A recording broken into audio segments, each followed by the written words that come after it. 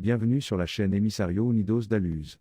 Si vous avez aimé cette histoire d'expérience de mort imminente, n'hésitez pas à l'aimer et à vous abonner. Commençons par l'histoire. Jeune adulte, j'ai tenté de me suicider après avoir découvert que ma petite amie me trompait. J'avais avalé plusieurs flacons de médicaments et consomme de l'alcool, mais lorsque ma mère l'a appris, elle a appelé une ambulance. Alors que je commençais à perdre connaissance dans l'ambulance, j'ai commencé à voir des images d'une maison et de personnes que je n'avais jamais vues auparavant. Soudain, j'ai été projeté sur une surface et, en ouvrant les yeux, j'ai vu un médecin sur moi, essayant de réanimer mon sœur. J'ai senti ma conscience fusionner avec la sienne, et ce faisant, j'ai vu des images de sa femme, de ses enfants et de sa voiture, ainsi que la panique qu'il ressentait. Soudain, j'étais près du lit, regardant mon corps tandis que le personnel médical tentait désespérément de me réanimer, lorsque j'ai remarqué un éclair de lumière au coin de mon œil gauche. En me tournant vers ma gauche, j'ai vu une colonne de lumière bleue qui atteignait le plafond. C'est bon, on va te sauver, ai-je entendu une voix à ma droite. En me tournant vers ma droite, j'ai vu ce qui semblait être un être de lumière bleue et éthéré. Alors que je regardais l'être éthéré, une lumière verte ou bleue s'est approchée de moi depuis ma droite. Les deux entités ont tenté ensemble de m'attirer vers la colonne de lumière, mais j'ai résisté à leur tentative, absorbé par les efforts du personnel hospitalier pour ranimer mon corps inconscient. Nous n'avons pas le temps. Il faut se dépêcher, conseilla l'être de lumière bleue, semblable à un ange. Sentant la sobriété de leurs intentions, mon code plus ruse sut qu'il valait mieux ne pas résister à leur insistance, et cédant à leur appel impatient, je suivis les êtres de lumière dans la colonne de lumière. À l'intérieur, nous commençâmes à voyager à une vitesse si alarmante que je fermais les yeux pour tenter de soulager la nausée que je ressentais. Poussé par la curiosité, j'ouvris les yeux et aperçus un chien qui conduisait quelqu'un dans un escalier, dont j'avais instinctivement senti qu'il menait au paradis. En regardant par-dessus mon épaule, je vis les portes du paradis et une grande foule rassemblée devant elles. Les êtres de lumière qui m'escortaient me conduisirent alors dans une pièce à l'intérieur et à droite des portes, où je m'agenouillai, les yeux fermes. Le froid que j'avais ressenti en attendant s'apaisa dès que je pris conscience de mon inconfort. En ouvrant les yeux, je vis que j'étais dans une pièce au mur de nuages. Je commençais à peine à marcher vers eux quand j'entendis une voix dire « Ne fais pas ça. Tu le regretteras et tu seras perdu à jamais. » J'ai suivi le conseil de la voix, bien qu'à contre-sœur, car mon moi plus jeune, immature et impulsif avait sincèrement souhaité la fin de ma vie. Je dois être encore en vie. En vie dans cette étrange pièce du paradis, me suis-je dit.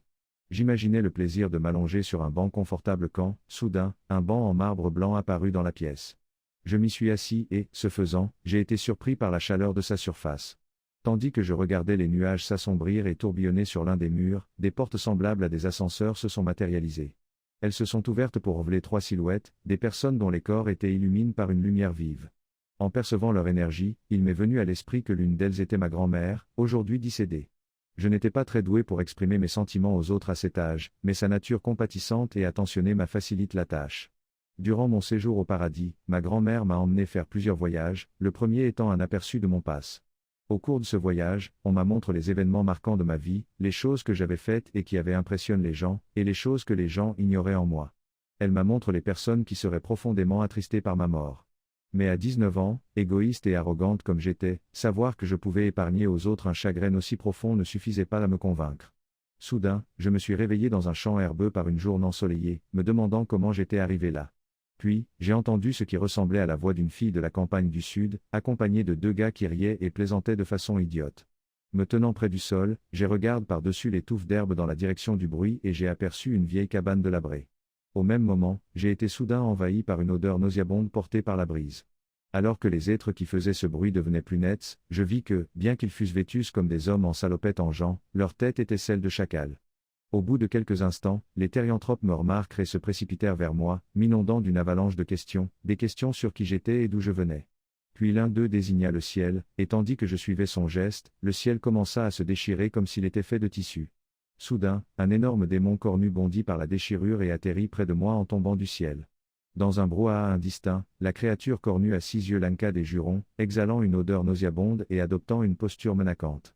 Le mastodonte fit un pas fracassant vers moi avant de se précipiter en avant, de me saisir et de bondir vers l'ouverture du ciel par laquelle il était entré dans le monde. Sous l'emprise du démon nauséabond, nous entrâmes dans une région dépourvue de lumière, un vide d'obscurité totale. En pénétrant dans cette étendue sombre, je vis un mur de ce qui semblait être des cubes translucides. Tu es en enfer maintenant.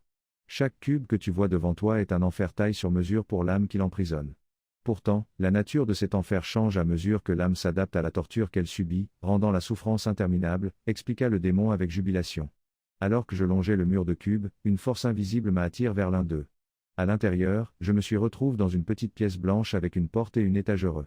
Soudain, la porte s'est ouverte et un bel homme et une belle femme sont entrés. On peut vous apporter quelque chose à manger ou à boire? Ont-ils demandé. Non, merci, ai-je répondu. Vous devez avoir faim. Laissez-nous vous apporter quelque chose à manger, ont-ils insisté. J'ai de nouveau refusé, mais le couple persiste. D'accord, apportez-moi un sandwich et un soda, ai-je répondu, las de leurs incessantes répétitions. Le couple a ensuite quitté la pièce, pour venir quelques instants plus tard avec ce qui semblait être un sandwich et un soda. Pourtant, méfiant, j'ai laissé les aliments intacts sur l'étagère où ils les avaient posés. Vous devez avoir faim. Vous devez croquer dans le sandwich, ont-ils insisté. Malgré plusieurs refus, j'ai fini par céder sous leurs insistances incessantes. J'ai mordu, pour finalement me rendre compte que je mangeais quelque chose de pourri. Après l'avoir recraché, j'ai attrapé le soda pour me rincer la bouche, mais j'ai constaté qu'il avait tout aussi mauvais goût. Le couple a ri en regardant le spectacle et m'a proposé de m'en apporter un autre en s'excusant. C'était juste une blague. On ne laissera pas ça se reproduire, m'ont-ils rassuré. Une fois de plus, ils ont recommencé leurs insistances incessantes. En les regardant attentivement, j'ai remarqué que leur tête était celle de chacal, à peine dissimulée derrière des masques transparents. Soudain, je me suis senti aspiré hors du cube par un vortex qui l'envahissait. Non. J'entendais le démon hurler tandis que le vortex m'emportait. Puis, à travers une série d'images, j'ai revu les mauvaises choses que j'avais faites dans ma vie. Dans une expérience émotionnellement bouleversante et atroce, j'ai ressenti, de première main, ce que d'autres, victimes de mes actes, avaient vécu. Grâce à ce retour sur ma vie, j'ai réalisé à quel point j'avais été insensible envers les autres par le passé et à quel point j'étais inconsciente de la douleur que je leur avais causée. J'ai pleuré de chagrin et de repentir pendant un moment, et lorsque j'ai ouvert les yeux, je me suis retrouvé à genoux dans une grotte très sombre et froide, une grotte au plafond bas et au sol humide. Me sentant seul et abandonné, j'ai essayé de ramper dans l'obscurité, mais le sol dur et humide rendait mes déplacements difficiles. Alors que je progressais dans la grotte, une lumière ambrée est apparue au loin, et je me suis fixé comme objectif de l'atteindre, espérant qu'elle me procurerait un peu de chaleur. En m'approchant, j'ai vu d'autres personnes près de la lumière, toutes agenouillées devant ce qui semblait être un feu dans une ouverture dans le sol. Parmi elles, j'ai remarqué une fille dont les poignets semblaient coupes, un homme avec une corde autour du cou, et un autre dont la nuque avait été arrachée, comme par un coup de feu. Des cris résonnaient des profondeurs de la grotte tandis que j'essayais de trouver quelqu'un pour me parler, pour me dire où j'étais. L'un d'eux, cependant, m'a conseillé de rester silencieux, sinon je serais le prochain. J'ai alors vu un démon énorme et grotesque tendre la main, saisir ces silhouettes agenouillées et les entraîner dans l'obscurité. Un profond malaise m'a envahi en réalisant que je pourrais être le prochain. Je me suis agenouillé et j'ai fermé les yeux, pour être à nouveau submergé par des visions de mon passé, chaque souvenir imprègne de culpabilité et de chagrin. En les ouvrant, j'ai réalisé avec horreur que je ne pouvais les refermer, à moins de subir le même sort que les autres. Regardant autour de moi, je constatais que les visages autour de moi étaient vides et inexpressifs. Dans cet endroit, impossible de fermer les yeux, de parler, de se tenir debout ou de s'asseoir. On ne pouvait que s'agenouiller, fixer le feu, écouter les cris et espérer ne pas être le prochain. Parmi les personnes présentes, j'ai remarqué un homme en robe qui semblait avoir la quarantaine, avec une barbe taillée et un crâne de garni. Quelque chose chez lui me rappelait un moine, et je me suis demandé s'il s'agissait de Judas Iscariote. Le temps s'étirait à l'infini. Mes yeux commencent à me brûler si fort que, finalement, je choisis de les fermer, malgré le risque de revivre des choses que j'aurais préféré oublier, juste pour leur accorder un instant de repos. Les yeux clos, je me mis à sangloter doucement, tandis que les souvenirs des méfaits du passé envahissaient mon esprit. Si tu le lui demandes, peut-être te sauvera-t-il, entendis-je une voix.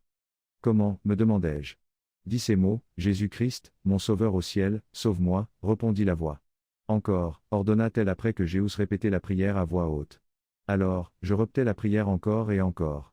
En la repetant, je réalisai que j'étais dans un silence absolu. Je levai alors les yeux et vis un homme assis sur une chaise de pierre jante, et à côté de lui se tenait une créature ailée portant un casque aile.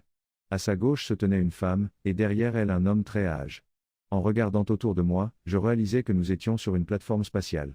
Il m'est venu à l'esprit que l'homme sur le trône était en réalité Jésus, et que la créature à sa droite était l'ange du Seigneur. Jésus, ai-je vu, semblait décu, et son regard m'a profondément touché. À cet instant, j'ai ressenti une immense honte. Dis à notre Seigneur ce qui t'a mené ici, a dit l'ange du Seigneur. J'ai donc commencé à lui expliquer que je sentais que le monde n'était pas juste et que je ne voulais plus en faire partie. Qui t'a dit que ce serait un monde juste? A demandé Jésus, l'air incrédule. C'est alors que la jeune fille, qui était apparue avec ma grand-mère, est réapparue, m'emmenant avec elle pour me conduire à une porte donnant sur une grande salle obscure. Où sommes-nous? Ai-je demandé. Viens, j'ai quelque chose à te montrer, a-t-elle répondu. Les portes de la salle se sont ouvertes et un groupe de personnes est apparu derrière elle. J'ai aperçu un groupe de prêtres que j'avais reconnus grâce à une expérience religieuse vécue enfant à Versailles, et les revoir m'a fait revivre cette expérience avec intensité. La pièce se vidant, nous sommes entrés dans l'espace sombre et j'ai vu qu'il était meuble d'une immense table ronde, au centre de laquelle se trouvait une représentation tridimensionnelle de l'univers. La jeune fille et moi nous sommes approchés d'un vieil homme assis à la table. « Pourquoi êtes-vous ici » a-t-il demandé à notre approche. « Il est ici parce qu'il trouve la vie injuste et qu'on la maltraite » a répondu la jeune fille. Absurde. Chaque étoile et sa position dans l'univers ont une signification, a-t-il dit en dessinant la représentation tridimensionnelle au centre de la table. La disposition des étoiles et des corps célestes à la naissance détermine la vie qu'une personne mènera, a-t-il expliqué. Au paradis, le statut d'une personne est déterminé par ce qu'elle a appris au cours de ses incarnations dans le monde matériel. Bien que le paradis soit un lieu où les âmes sont protégées et prises en charge, les gens sont rarement heureux d'y rester, car ils aspirent toujours à évoluer, à apprendre davantage et à progresser, a-t-il poursuivi. Vous ne faites pas l'exception. Vous êtes venu à ce conseil, me présentant un plan très réfléchi, suppliant de naître dans le monde physique.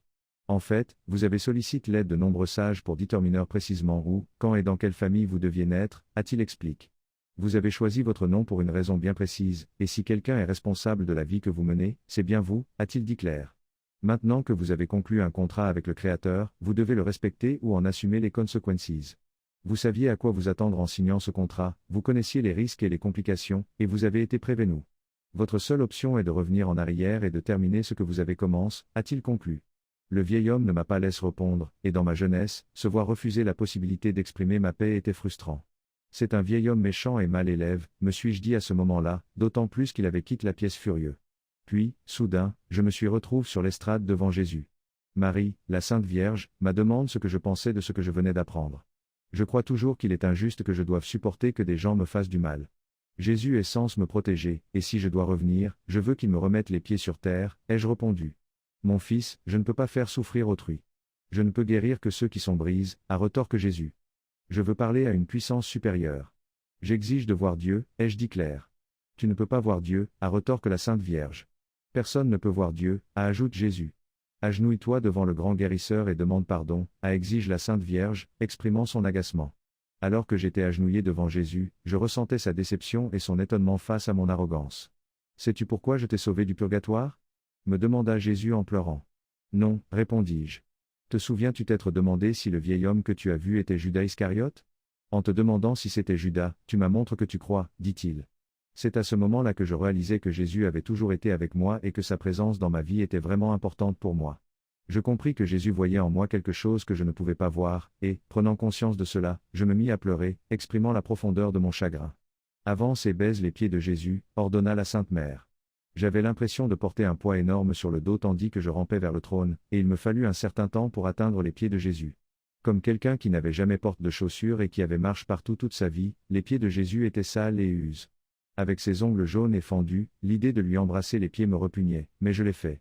En le faisant, j'ai commencé à me sentir attiré par le monde physique. Je ne veux pas partir. Je veux rester avec toi, dis-je en sentant notre séparation. Donne-moi une chance. Donne-moi une chance de bien finir, répondit-il. Super. Finalement. Ça veut dire que je serai foutu jusqu'à ma mort. Et quand cela arrivera-t-il ? Me demandai-je.